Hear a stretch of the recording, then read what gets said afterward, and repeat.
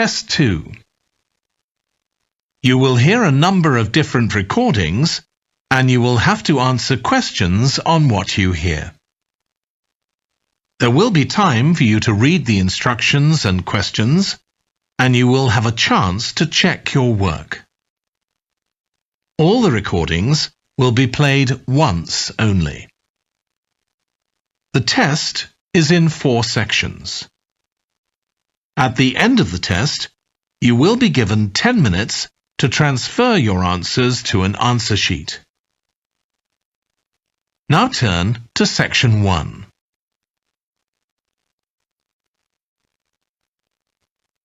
Section 1. You will hear a woman talking to a doctor at a clinic about a medical problem. First, you have some time to look at questions 1 to 4.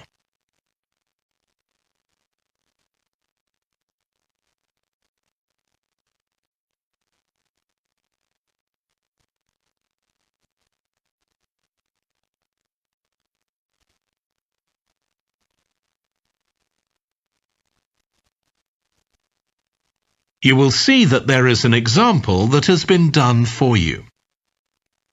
On this occasion only, the conversation relating to this will be played first. Hi, come and take a seat. Thank you. My name's Carl Rogers and I'm one of the doctors here at the Total Health Clinic. So I understand this is your first visit to the clinic. Yes, it is. Okay, well I hope you'll be very happy with the service you receive here. So if it's all right with you, I'll take a few details to help me give you the best possible service. Sure. So can I check first of all that we have the correct personal details for you? So your full name is Julie Ann Garcia. That's correct. The woman's name is Julie Ann Garcia. So Garcia has been written in the space. Now we shall begin. You should answer the questions as you listen because you will not hear the recording a second time. Listen carefully and answer questions 1 to 4. Hi, come and take a seat. Thank you. My name's Carl Rogers and I'm one of the doctors here at the Total Health Clinic. So I understand this is your first visit to the clinic. Yes, it is. Okay, well I hope you'll be very happy with the service you receive here. So if it's all right with you, I'll take a few details to help me give you the best possible service. Sure. So can I check first of all that we have the correct personal details for you? So your full name is Julie Ann Garcia. That's correct. Perfect. And can I have a contact phone number? It's 219-442-9785. Okay, and then can I just check that we have the correct date of birth? October 10th, 1992. Oh, I actually have 1991. I'll just correct that now. Right, so that's all good. Now I just need a few more personal details. Do you have an occupation, either full-time or part-time? Yes, I work full-time in Esterhazy's, you know, the restaurant chain. I started off as a waitress there a few years ago, and I'm a manager now. Oh, I know them. Yeah, they're down on 114th Street, aren't they? That's right. Yeah, I've been there a few times. I just love their salads. That's good to hear. Right, so one more thing I need to know before we talk about why you're here, Julie, and that's the name of your insurance company. It's Cawley Life Insurance. That's Cawley. Excellent. Thank you so much. Before you hear the rest of the conversation, you have some time to look at questions 5 to 10.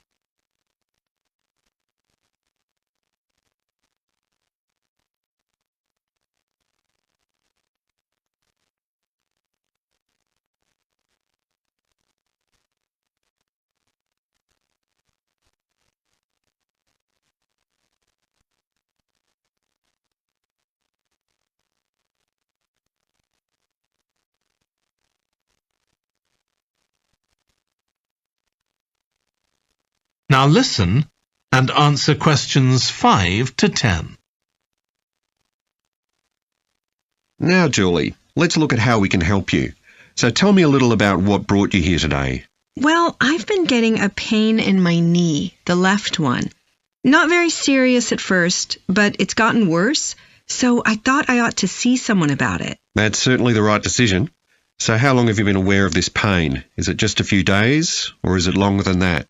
Longer. It's been worse for the last couple of days, but it's 3 weeks since I first noticed it. It came on quite gradually, though, so I kind of ignored it at first. And have you taken any medication yourself or treated it in any way? Yeah, I've been taking medication to deal with the pain, Tylenol, and that works okay for a few hours, but I don't like to keep taking it. Okay. And what about heat treatment? Have you tried applying heat at all? No, but I have been using ice on it for the last few days. And does that seem to help the pain at all? A little, yes. Good. Now, you look as if you're quite fit normally. I am, yes. So do you do any sport on a regular basis? Yes, I play a lot of tennis. I belong to a club, so I go there a lot. I'm quite competitive, so I enjoy that side of it as well as the exercise, but I haven't gone since this started. Sure. And do you do any other types of exercise? Yeah, I sometimes do a little swimming, but usually just when I'm on vacation. But normally I go running a few times a week, maybe 3 or 4 times. So your legs are getting quite a pounding, but you haven't had any problems up to now? No, not with my legs. I did have an accident last year when I slipped and hurt my shoulder, but that's better now. Excellent. And do you have any allergies? No, none that I'm aware of. And do you take any medication on a regular basis? Well, I take vitamins, but that's all. I'm generally very healthy. Okay. Well, let's have a closer look and see what might be causing this problem. If you can just get up. That is the end of section 1. You now have half a minute to check your answers.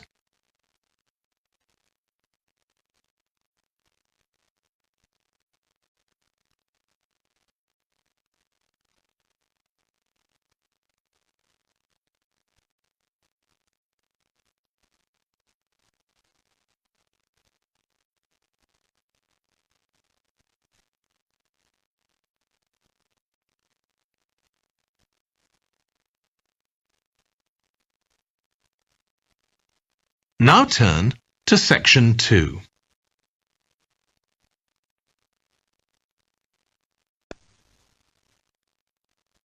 Section 2. You will hear a guide talking to a group of tourists who are about to visit an English castle. First, you have some time to look at questions 11 to 15.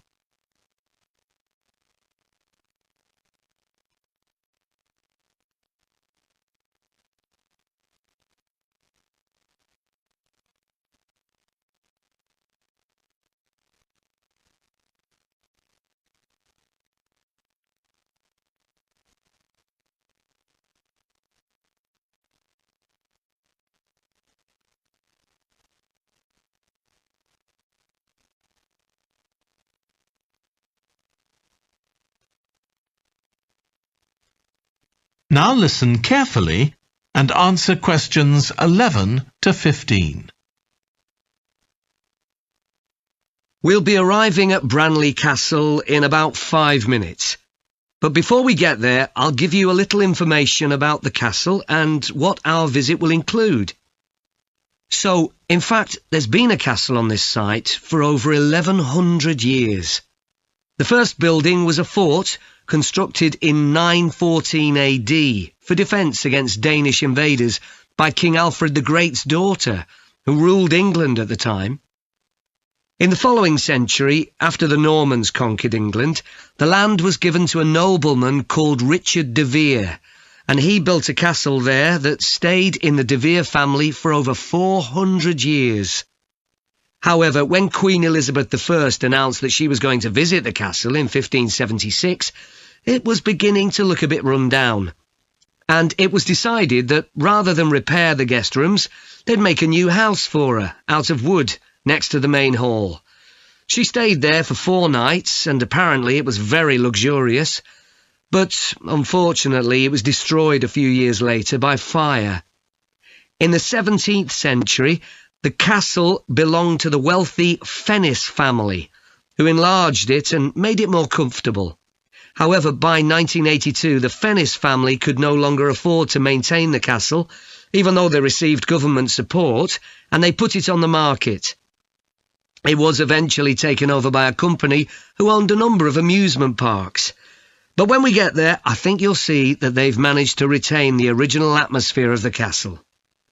When you go inside, you'll find that in the staterooms, there are lifelike moving wax models dressed in costumes of different periods in the past, which even carry on conversations together. As well as that, in every room, there are booklets giving information about what the room was used for and the history of the objects and furniture it contains. The castle park's quite extensive. At one time, sheep were kept there, and in the 19th century the owners had a little zoo with animals like rabbits and even a baby elephant. Nowadays the old zoo buildings are used for public displays of paintings and sculpture. The park also has some beautiful trees, though the oldest of all, which dated back 800 years, was sadly blown down in 1987. Now, you're free to wander around on your own until 4:30, but then, at the end of our visit, we'll all meet together at the bottom of the Great Staircase. We'll then go on to the Long Gallery, where there's a wonderful collection of photographs showing the family who owned the castle 100 years ago having tea and cakes in the conservatory. And we'll then take you to the same place where afternoon tea will be served to you. Before you hear the rest of the talk, you have some time to look at questions 16 to 20.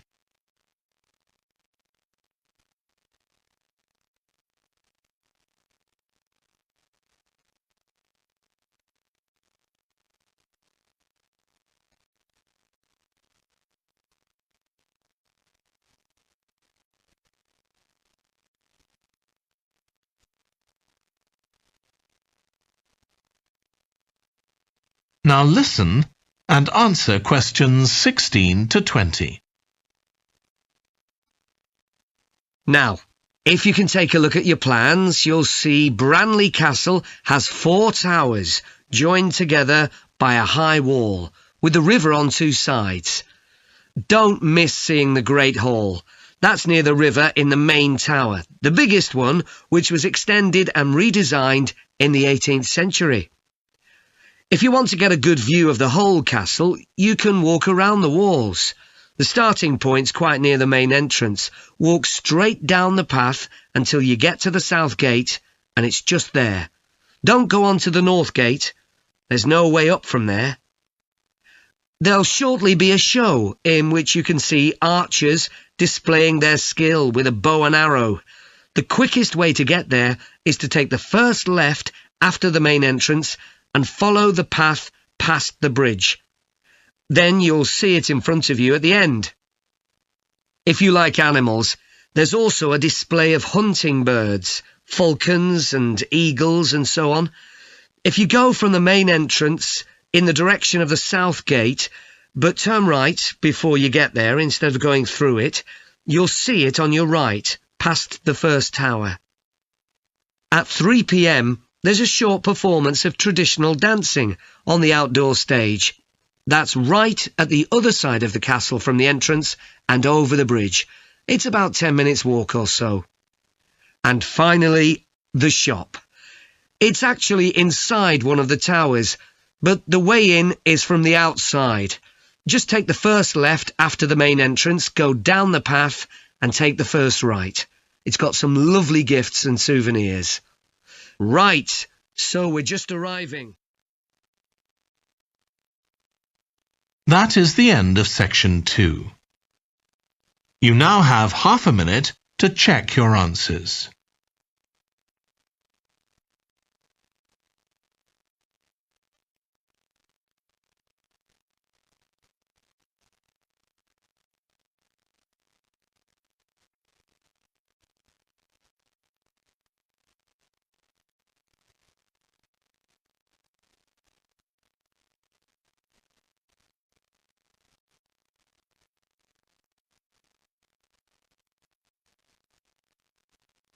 Now turn to Section 3.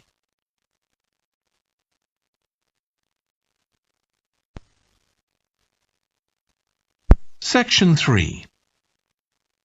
You will hear two environmental science students called Rosie and Martin discussing their presentation on an extinct animal called the woolly mammoth with their tutor. First, you have some time to look at questions 21 to 24.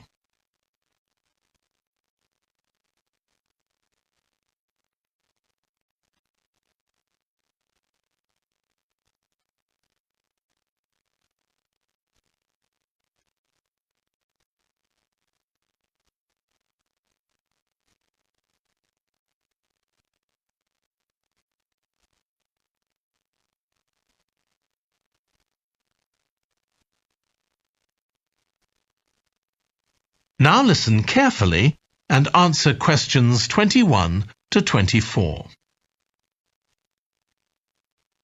So, Rosie and Martin, let's look at what you've got for your presentation on woolly mammoths. OK, we've got a short outline here. Thanks. So, it's about a research project in North America. Yes, but we thought we needed something general about woolly mammoths in our introduction to establish that they were related to our modern elephant, and they lived thousands of years ago in the last ice age. Maybe we could show a video clip of a cartoon about mammoths, but that'd be a bit childish. Or we could have a diagram. It could be a timeline to show when they lived, with illustrations. Or we could just show a drawing of them walking in the ice. No, let's go with your last suggestion. Good. Then you're describing the discovery of the mammoth tooth on St. Paul's Island in Alaska and why it was significant. Yes, the tooth was found by a man called Russell Graham. He picked it up from under a rock in a cave. He knew it was special. For a start, it was in really good condition, as if it had been just extracted from the animal's jawbone. Anyway, they found it was 6,500 years old. So why was that significant? Well, the mammoth bones previously found on the North American mainland were much less recent than that, so this was really amazing. Then we're making an animated diagram to show the geography of the area in prehistoric times. So, originally, St. Paul's Island wasn't an island. It was connected to the mainland, and mammoths and other animals, like bears, were able to roam around the whole area. Then the climate warmed up and the sea level began to rise, and the island got cut off from the mainland. So those mammoths on the island couldn't escape. They had to stay on the island. And in fact, the species survived there for thousands of years after they'd become extinct on the mainland. So why do you think they died out on the mainland? No one's sure. Anyway, next we'll explain how Graham and his team identified the date when the mammoths became extinct on the island. They concluded that the extinction happened 5,600 years ago, which is a very precise time for a prehistoric extinction. It's based on samples they took from mud at the bottom of a lake on the island. They analysed it to find out what had fallen in over time, bits of plants, volcanic ash, and even DNA from the mammoths themselves. It's standard procedure, but it took nearly 2 years to do. Before you hear the rest of the discussion, you have some time to look at questions 25 to 30.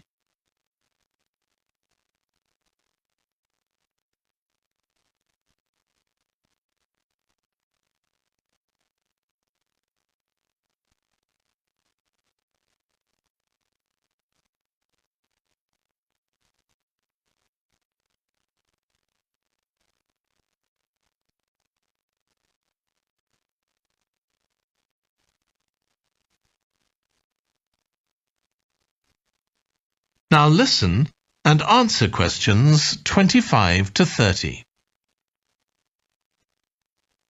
So why don't you quickly go through the main sections of your presentation and discuss what actions needed for each part? OK. So for the introduction, we're using a visual. So once we've prepared that, we're done. I'm not sure. I think we need to write down all the ideas we want to include here, not just rely on memory. How we begin the presentation is so important. You're right. The discovery of the mammoth tooth is probably the most dramatic part, but we don't have that much information, only what we got from the online article. I thought maybe we could get in touch with the researcher who led the team and ask him to tell us a bit more. Great idea. What about the section with the initial questions asked by the researchers? We've got a lot on that, but we need to make it interesting. We could ask the audience to suggest some questions about it and then see how many of them we can answer. I don't think it would take too long. Yes, that would add a bit of variety. Then the section on further research carried out on the island, analysing the mud in the lake. I wonder if we've actually got too much information here. Should we cut some? I don't think so, but it's all a bit muddled at present. Yes, maybe it would be better if it followed a chronological pattern. I think so. The findings and possible explanations section is just about ready, but we need to practice it so we're sure it won't overrun. I think it should be okay, but yes, let's make sure. In the last section, relevance to the present day, you've got some good ideas, but this is where you need to move away from the ideas of others and give your own viewpoint. OK, we'll think about that. Now, shall we show you some of the... That is the end of section 3. You now have half a minute to check your answers.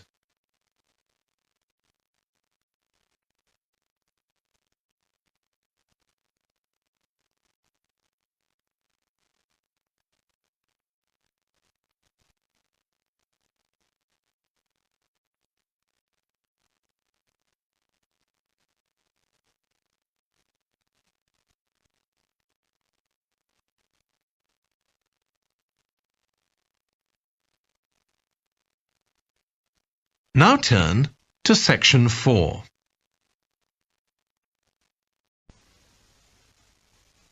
Section 4. You will hear a lecture about the history of weather forecasting. First, you have some time to look at questions 31 to 40.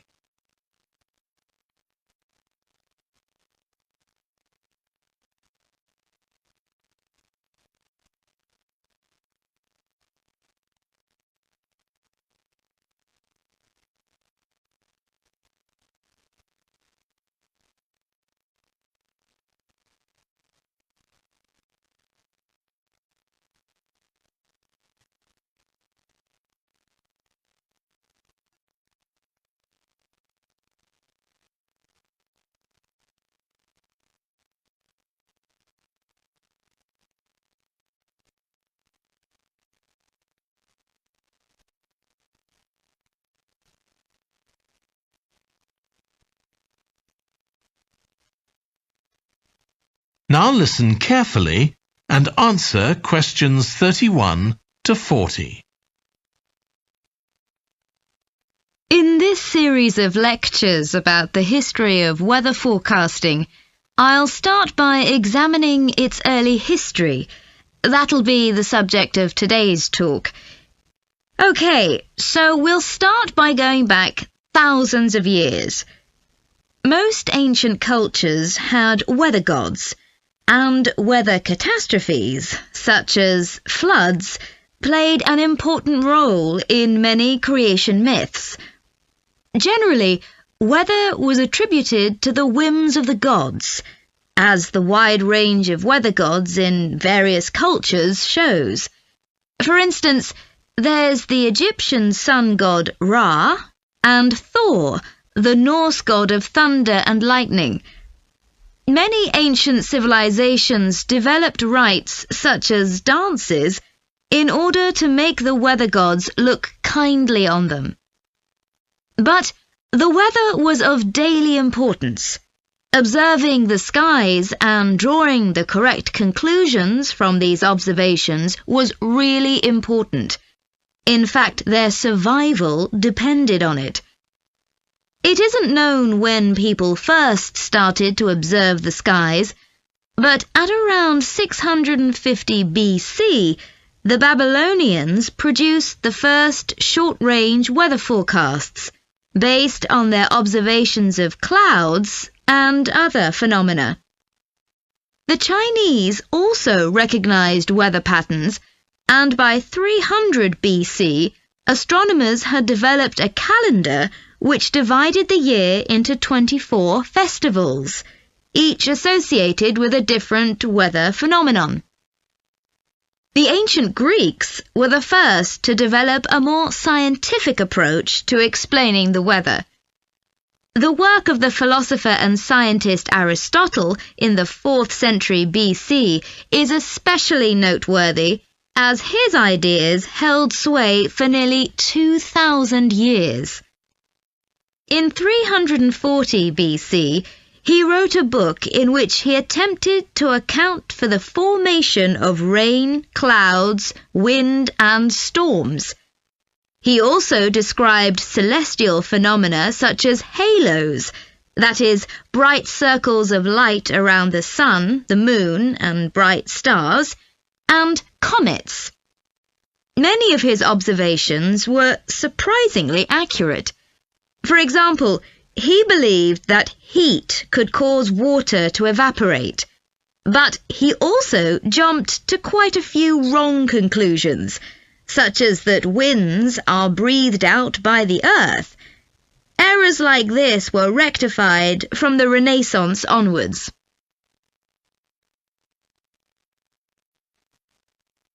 For nearly 2,000 years, Aristotle's work was accepted as the chief authority on weather theory. Alongside this, though, in the Middle Ages, weather observations were passed on in the form of proverbs, such as red sky at night, shepherd's delight, red sky in the morning, shepherd's warning. Many of these are based on very good observations and are accurate, as contemporary meteorologists have discovered. For centuries, any attempt to forecast the weather could only be based on personal observations. But in the 15th century, scientists began to see the need for instruments. Until then, the only ones available were weather vanes to determine the wind direction and early versions of rain gauges. One of the first, invented in the 15th century, was a hygrometer, which measured humidity. This was one of many inventions that contributed to the development of weather forecasting. In 1592, the Italian scientist and inventor Galileo developed the world's first thermometer. His student Torricelli later invented the barometer, which allowed people to measure atmospheric pressure. In 1648, the French philosopher Pascal proved that pressure decreases with altitude. This discovery was verified by English astronomer Halley in 1686, and Halley was also the first person to map trade winds. This increasing ability to measure factors related to weather helped scientists to understand the atmosphere and its processes better, and they started collecting weather observation data systematically. In the 18th century, the scientist and politician Benjamin Franklin carried out work on electricity and lightning in particular, but he was also very interested in weather and studied it throughout most of his life. It was Franklin who discovered that storms generally travel from west to east. In addition to new meteorological instruments, other developments contributed to our understanding of the atmosphere. People in different locations began to keep records, and in the mid-19th century, The invention of the telegraph made it possible for these records to be collated. This led, by the end of the 19th century, to the first weather services. It was not until the early 20th century that mathematics and physics became part of meteorology, and we'll continue from that point next week. That is the end of section 4. You now have half a minute to check your answers.